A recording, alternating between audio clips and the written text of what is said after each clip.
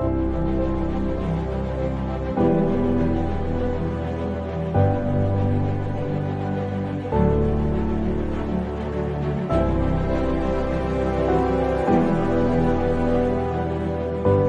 guys, how you going? We've got the Dazzler on again, part 2, talking about Aussie wrestling, and Ken Dunlop, one of our founding fathers in professional wrestling.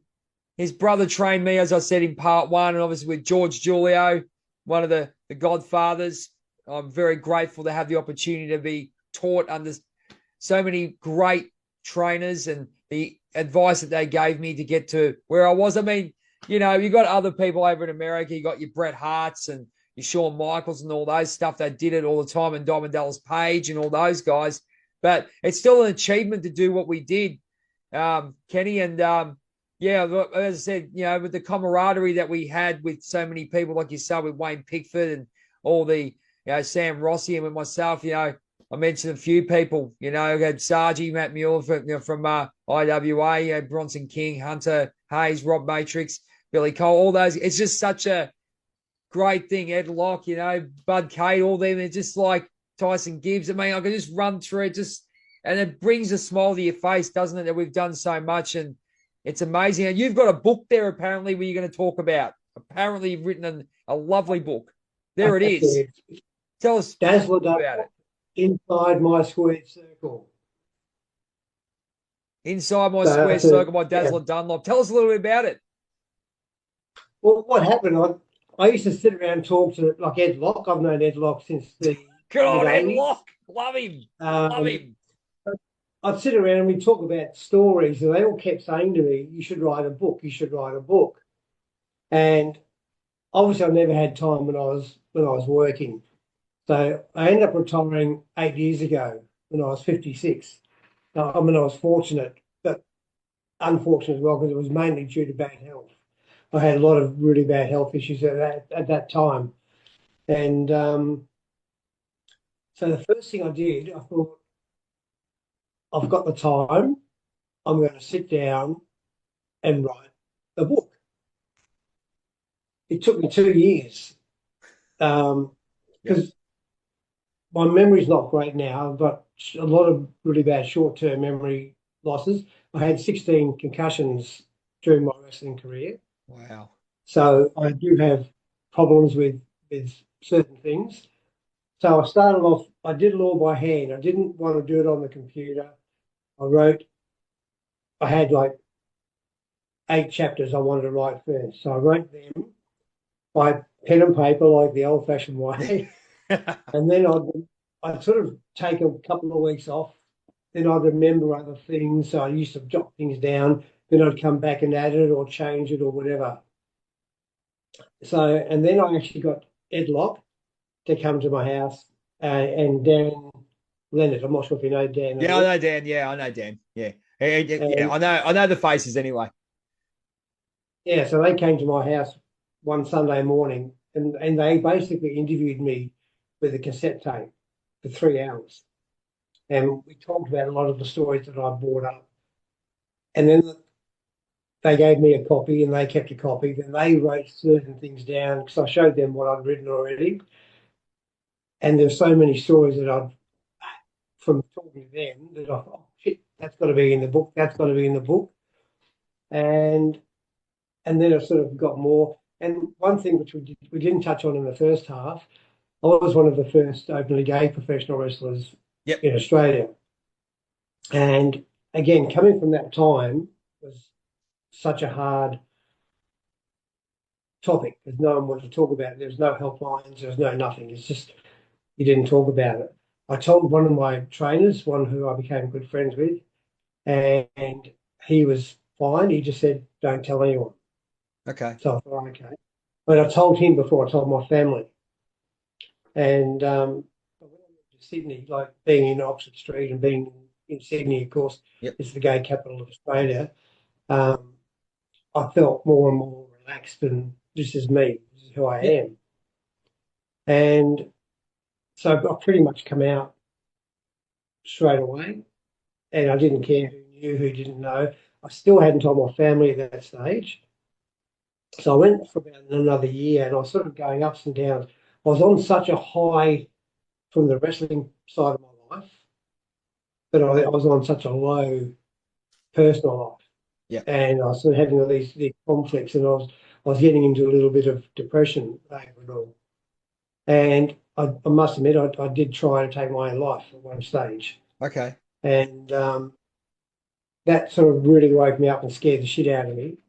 And I went and saw help with a psychiatrist. And then that 3 or 4 days later, I took off work, flew down to Melbourne, come out to my family, um, which went a lot better than I expected. Well, not really.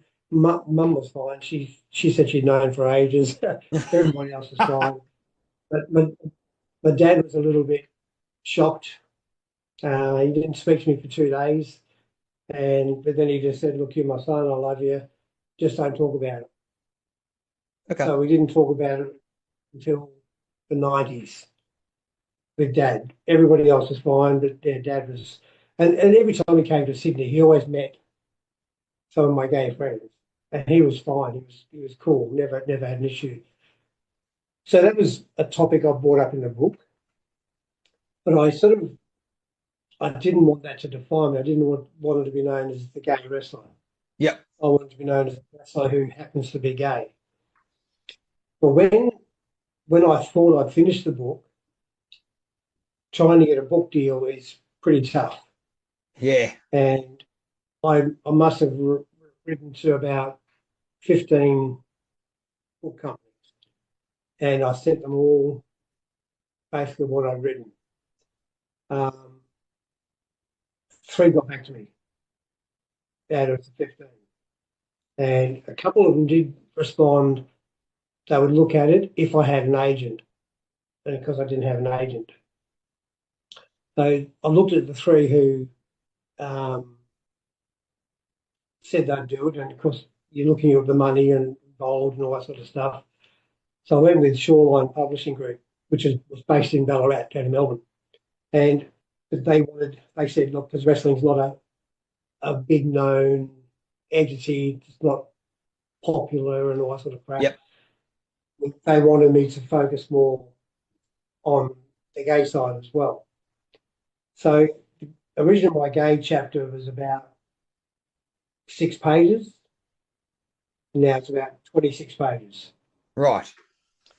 So they wanted to emphasise a lot more on that. How did you feel about that? Like you said, you don't want to be, you know, you don't want to be remembered as, you know, say the gay wrestler, you know what I mean, or the guy that came out or anything, which you haven't. Not in my book anyway. But how did it go with that conversation? Because you really wanted to say, look, yep, this is the way I'm inclined, but again, it doesn't define the great talent that you had as a professional wrestler. Basically, pretty much, he sort of said that if I didn't do that side of it and didn't push that side more, I wouldn't get The deal. a deal. Right. So I actually said, give me time to think about it. So I waited for about, I'd say 2 months. And then I thought, well, I've got nothing to lose. And I'm respected for my wrestling side of it. So yeah, I went pretty much all in. Yep. And so I did that. And then he said to me, we still need more. We've got enough. We need more chapters, more of this and more of that. I'm thinking, oh shit, yeah. So that sort of gave me a bit of a shock. So I had another couple of months to think about what to add. Yeah. I did a thing on all my injuries. Like since I retired in 2000. I've had like 22 operations, Wow. and all these things are from wrestling, and I've still got problems. I've got trouble with my neck now, and I need a hip replacement. I need an ankle replacement. I've had my knees replaced 3 times. I've had my shoulders constructed 3 times. Um, so that was another chapter just on that side of it. and then I did a whole chapter on CTE because I'm really, really big into the CTE research. And So that's got I've Chris actually Nowinski. joined, So you would have been really big into what Chris Nowinski was doing with the WWE. yeah, yeah. There was a show on ABC here about concussions in sport, Yep. and they had a professor, Professor Alan Pierce from Melbourne. He was the one leading the story. So I actually got in touch with him the day after I saw the episode, and because they mentioned boxers, rugby union, rugby league, AFL, soccer, basketball players, every cricket players. They mentioned everybody except obviously wrestling. So I wrote to him and gave him a little bit of my bio and my history. And he was working with a neurologist in Sydney. She was part of his main research. So he hooked me up with her. So I joined a volunteer program into CTE. So every 2 years I have a MRI on my brain, and I've actually got one tomorrow, um, which is pretty scary. And I sort of they do all different tests. They test your eyes. Like I've got eye damage. I had an operation on my eye last year, which didn't work. But now they've found from that, I've actually got an injury from my brain to the back of my eye from all the concussions. Wow. So I've got to get that sorted out this year as well. And at the back of my brain, I've got a tiny pinhole, which is from the concussions. They said that's not an issue at the moment, but I've got to keep getting all these checks done. So the lady I'm seeing, her name is Dr. Rowena Mobbs. She's actually Wally Lewis's, who's the king of the icon of rugby league up here. Um, so yeah, so it's pretty scary, all that sort of stuff. So I did a whole chapter in the book on CTE, and then That's I mentioned fantastic. like Chris Benoit and all that sort of thing. And Excuse me. part of this research, I've donated my brain to the brain centre. So, and I encourage every other wrestler or every other sportsman who is watching this, if they've had injuries or concussions, just donate your brain for research because it's going to help people in the future. So, yeah, so I added the CTE, I added the Breeze, the bigger gay chapter. Then with the book, it's funny, they have to send it off for legal processing. That took a little time. Then they come back saying, you can't say this, you can't say that, you can't say this, you can't say that. So you were the publisher. So you went with the publisher because when I did mine, I self-published pretty much. I used Busybird Publishing and had my editor. What was the difference? Were you, if you want to explain what happened with you, because I would say demanding you to write particular things, whereas a lot of The people good thing, these days they just write, get it edited, and they edit it towards a book copy. If you get where I'm going. if you edit it yourself and just publish it yourself, you can be open to a lot of lawsuits. Like there was two wrestlers in particular who they hated me and they treated me like shit. Um, I still can't name them. I don't want to name No, them. that's fine. And in the book, I named them, and they said you can't name them because their families can sue you for defamation, Right. even though you're telling the truth. So, so in the book, I've actually got asshole one and asshole two. That's Yeah. how I've worded it. But the same, again back in my sex life, I had an affair with an AFL footballer and one with a Sydney Kings basketball player. They said you can't say that, and I thought, and I had a friendship with a, a singer slash TV personality. Um, can't name any of them, and I couldn't even say in the book. They said you can't say AFL player. All you can say is a football player. Right. Um, and a basketball player. You can't say Sydney Kings, or you can't say he was American.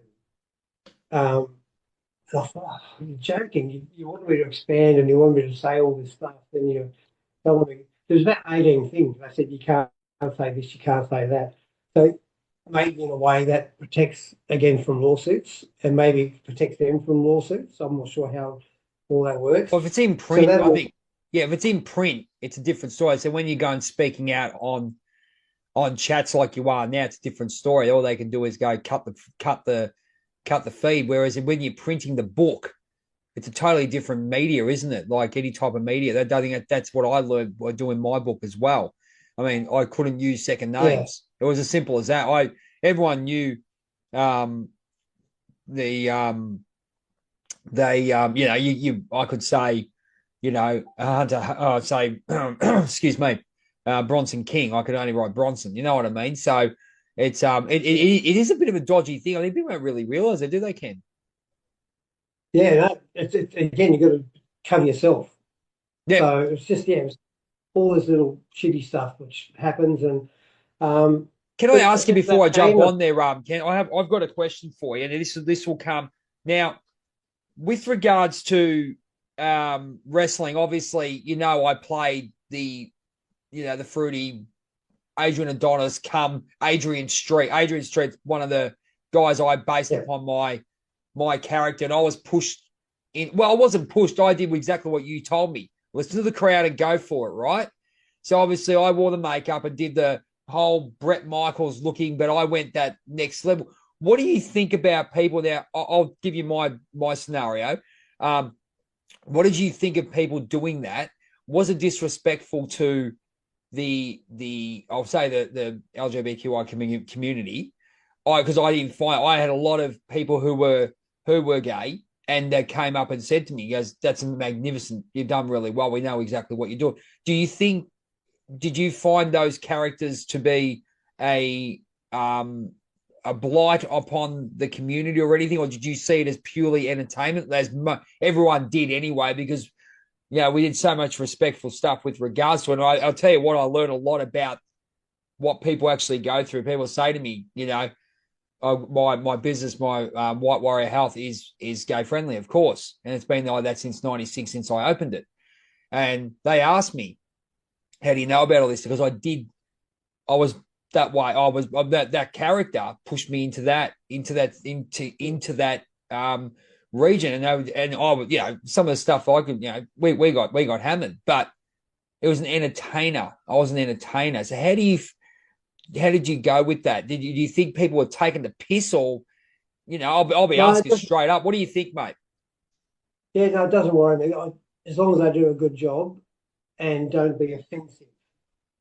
That's the thing. Like, um, yeah, it never worried me that Yep, way. yep, Um, but nowadays there's so many openly gay professional wrestlers, which is yep. sensational. And so I've got no issue with any of it. I just don't want even the openly gay wrestlers. I don't want them to be defined as again that gay wrestler. Yeah, that's exactly right. I want them to be known as a wrestler who happens to be gay. Yeah, that's right. That's the way we and Julian and Firestarter went, because we got pushed that way where we did. Look, I felt it was freaking hilarious. I thought it was great. I mean, personality came out and all that, and everything we did was for the crowd. I used to wear angel wings and everything, just to, as you said, something different. What was this guy going to do Yeah, next? You know what I mean? But yeah.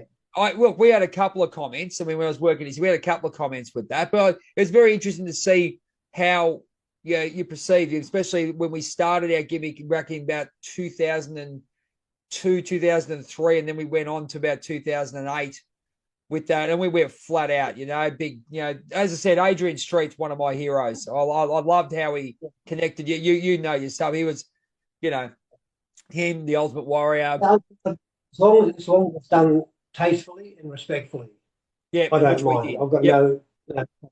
that's exactly what it. But Anyway, again, get back I off that. wrestled Let's through. get back onto this. What was that? Sorry, mate.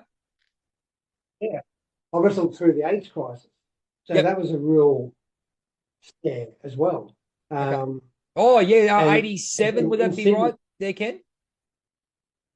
all the 85 to AIDS 87, got from 84. AIDS. I think 84 to 87. I think that big, with the big, um, the Yeah, bowling ball, with the Grim Reaper.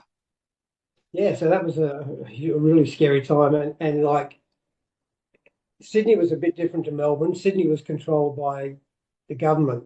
The wrestling was under the Department of Sport and Recreation, Yep. and you had to have two licensing police at every club. So there were a lot of things in Sydney that you couldn't do in Melbourne. Like you can get away with it in Melbourne, but you couldn't do it in Sydney. Okay. So it was just Sydney was, and it was better in a way because it was more protective as well. So and wrestlers, the promoters had to have insurance up here. In Melbourne, they never had insurance. So that was one thing where it was a little bit better in that way.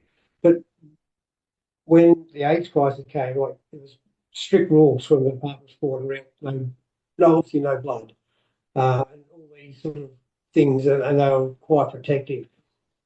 And sometimes you get cut open accidentally, like even if your nose bleeds, whatever.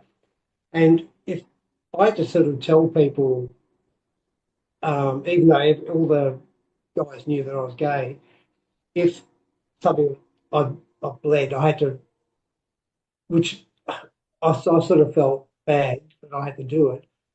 I had to go and say, if I've got a blood nose, you've got blood on you, you should wash it off straight away, go and get a test. And I mean, that was really hard Yep. on me at the time. And I remember once, again, one of the wrestlers, I had my ear pierced at one stage, and I always took it out when I wrestled, but I forgot this one night. And he, the referee, was telling us the rules, and just leaned over. He said, "You effing faggot! You got your earring in," and he just ripped it out, Oh. and blood just pissed everywhere out of my ear. I've got a scar down my ear, and I was in shock, like that actually happened. And he said it quite loud, so everyone in the room heard him. And then the bell rang, and we just went into our normal match routine. And I was sort of like, I was really sort of like dazed and like, what the hell happened and what's going on. And afterwards, not a word, no sorries, no nothing. And how'd you find So I that? I lost. mean, how'd you find that, Ken? Because it would have been a shock. I mean, people do things we know about wrestling. Might they go what they call the audible, or they call it we just we'll change a few things. But that's weird. Did it sever I, your relationship in some ways, or how were you feeling about that? Was it like an attack on you? You feel it, or yeah, it was definitely attack. Yeah. Another guy, again, arsehole two in the book. I'd done a match. I was in the dressing room, sitting on the floor, undoing my boots. So, and I didn't even see him in the dressing room.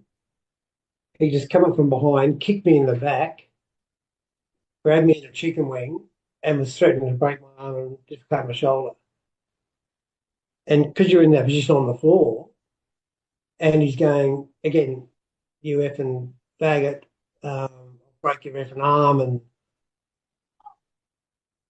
I don't know, just luckily someone else told him where to go and leave me alone. And he said, "Oh, next time I'll break your effing arm." And it does leave you with a really, really hurtful. I think I cried that night. I went home and cried. I was really upset, and you just think, "Oh, I've got to get away." So a couple of times I took a few weeks off here and there for that sort of reason. yep, Um, but yeah, so that was sort of really hard. But when the AIDS crisis was, I mean, it's still a crisis today, but when it was sort of came, the publicity died down, it was coming to the end. There's been no juice on any of the shows for, say, 4 or 5 years. I was commentating the show with Big Bob Lassie, and I said to him, "There's going to be lots of blood on our show tonight. Going to push the boundaries." And he was going, "Oh, who?" I said, "Me and you." And he sort of, "What?" So we set up a storyline. Now, again, it was all in my head. I've done it all. And the heels were against an inexperienced guy and an experienced guy. They absolutely crushed the inexperienced guy in 2 or 3 minutes. I stepped in the ring as a commentator to say, hey, leave the poor kid alone, blah, blah, blah, blah, blah. Well, they started beating the shit out of me. So I juiced. So it's the first juice, probably, as I said, like 4 or 5 years. Bob came in to save me. They attacked him. He juiced. So juicing. Sorry, just to cut there, Ken. Juicing is everyone knows about the little razor blades and stuff that people have. Go and watch Pro Wrestling Secrets. Everyone knows that there's a razor blade. You nick the top. You have some Panadol. There you go. Sorry to cut you off there, my friend. That's fine, yeah. So we've done this, and again, we've got more baby faces to come out to do the big save. So the crowd would go absolutely bananas because, again, they hadn't seen it for 4 or 5 years. The two licensing police rushed back to the dressing room. There was blood on the show, wrestlers bled, blah, blah, blah. They're carrying on. I said, hang on, not one wrestler on this show bled. So get out of my dressing room and F off. And she didn't know what to say to copper. Like, she was just, oh, because again, not a wrestler, bled. It was the two commentators. So, Yep. So we got around it. And then after that they dropped that law. So after that, you can juice again. So, but yeah, all these sort of scary times. Are they in the book there, Ken? Those stories? Have they got those stories in the book? Put it up, mate. Put it up and show us the book again. Put it up, mate. The only problem, Shoreline Publishing actually went bust last December. Right. And so I'm not actually sure what's happening with the book at the moment. I actually got an email today. There's a legal company from Melbourne doing the case. And they're saying that I can actually now go to another publishing company and get the book printed through somebody else. So for 6 months, I haven't been able to be able to do that. You can do it now? Still waiting. They told me in the email today, actually. So I still have to get the master file from the original printer. Well, you get the master file. You know what you do, Ken? You go and see Busy Bird Publishing. They did my book and Psycho Kid Thunder's book. I think you might have a chat to them. And Les, I interview. Actually, if you watch episode 30, episodes, I can't remember the episode, but Les, he's the head publisher there, and he did a chat about writing a book, and I think you might have to have a chat to him. So Busy Bird Publishing, that's the one. If you can send me his mobile and his name, yeah, it'd be great.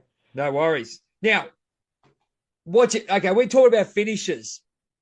I like talking wrestling. We're talking finishes. Now, I look at some of these wrestling figures I've got here. I'm hopeless. I've got wrestling figures. Yes, I'm a dag. We've got Texas Tornado. We've got the Ultimate Warrior right there. A finisher, ladies and gentlemen, is what they call the finishing move before you pin them for the 1, 2, 3. Now, I had a couple of funny ones. One was based upon the Big Brother, and Julie and James will absolutely cry when I told him. We had a gimmick going with Far Deodorant, and I actually, to this day, say I wrote I think it was a 10 or 15 page proposal that they should come and sponsor me and Julie and James, until they found out we thought we were taking the piss, which was hilarious. and we called it. We had the Purple Rain elbow drop, which is an absolute ridiculous move. It looked like the Rock's one, but it was just absolutely ridiculous. But it got over because I just made it look good. It's ridiculous. And then I had what we call the Goodnight Galen, because we had the sleeper hold by Adrian Adonis. Goodnight Irene. I called it Goodnight Galen, because there was a guy going to have a Galen Walker who played in Big Brother, and I don't know, he was just doing something silly, or I don't know what happened. We just liked his name, so we decided to use it one night. It's one of those things that was quite funny. And then I had the old the tomahawk chop for the good guy. What was your finisher, Mr. Dunlop? And did you have a tag team finisher? We'll do that in a minute. Well, you do the tag team and the single finisher that you had. Yeah. Oh, there's so many. What was your favourite other than the chop? the tag team bulldog off the top rope. The bulldog so you basically did a Rick Steiner off the top rope double, a double bulldog. Yeah. Wow. That was again, back in those days, no one had seen that because they didn't get the tapes from overseas. So we did that and it used to pop like absolutely crazy. We did all the double clotheslines, the elbow drop. One would hold him over the knee, one would get the top rope, come down with the demolition elbow. style. Yep. Yeah. Again, sometimes Wayne would do it, sometimes I'd do it, and we'd just try and change it around. We'd do the old double pole driver from holding the guy from the locker back. Oh, the spike was a spike. What, the spike pile driver?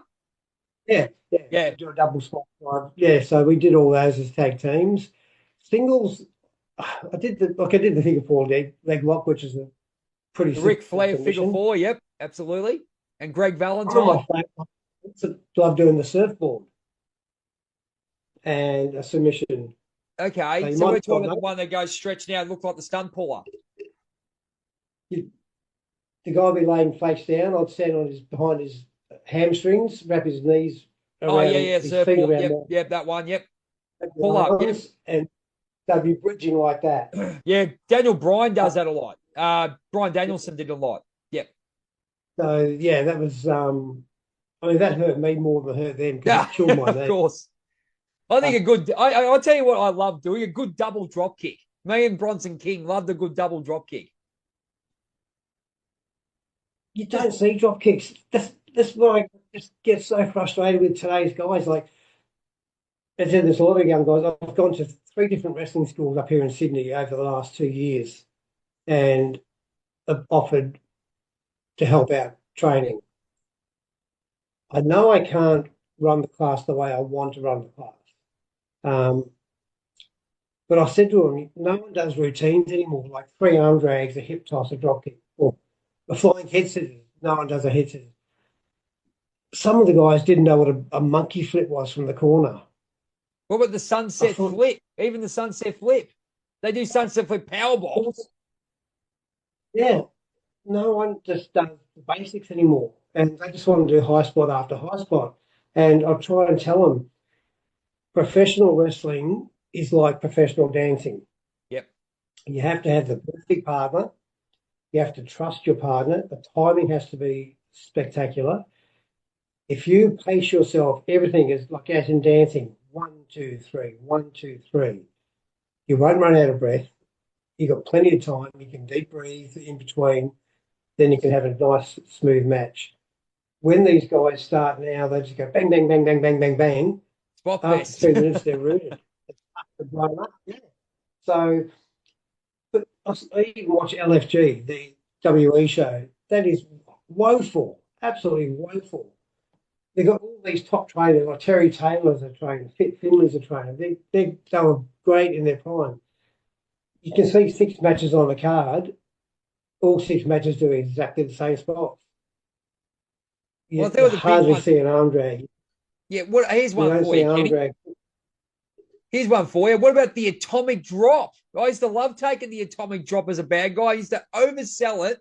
Yeah. My mate, Big John Marshall, love him, mate. He was 6'6", and mate, we used to do the double atomic drop. They used to go inverted atomic drop. It was just so good, mate. You know, those days. It was just, you know, and then Firestarter and I, just to go for what we did, our double team move was we used to high five each other and grab the people around the groin region. We used to call it the ball bag slam, lift them up and front bump them, and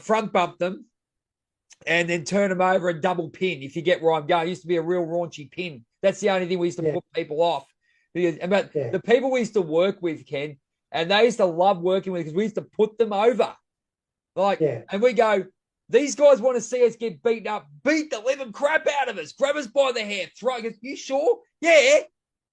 Mate, you're going to get over.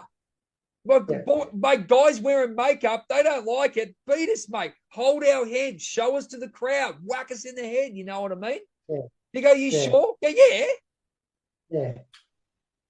It was great. We've got about 4 minutes on this, Ken. Do you want to go through your book where they're going to find it. This video is going to go out. You're going to get this video. And is there any other way they can contact you, my friend? At the moment, probably through Messenger might be the best bet. I've got about 20 copies left at home for the time being. Have you got an email or someone they're going to send this to? Yeah, they can. It's freetwck@gmail.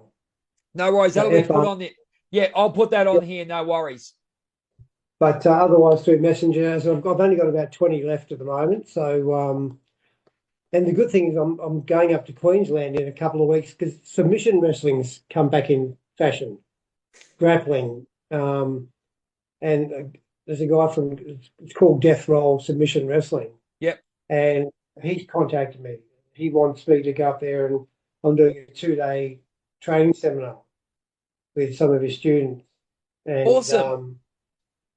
Teaching them a little bit of the difference between the grappling style and, because you still need a bit of professional style in the grappling style. Yeah. And well. we learn, the showmanship as well. Yeah, that's right. We learned grappling as well, as you know. We learned the grappling side when we first started. We did a lot of it with Ricky and George. We did a lot of grappling and a lot of takedowns and understanding.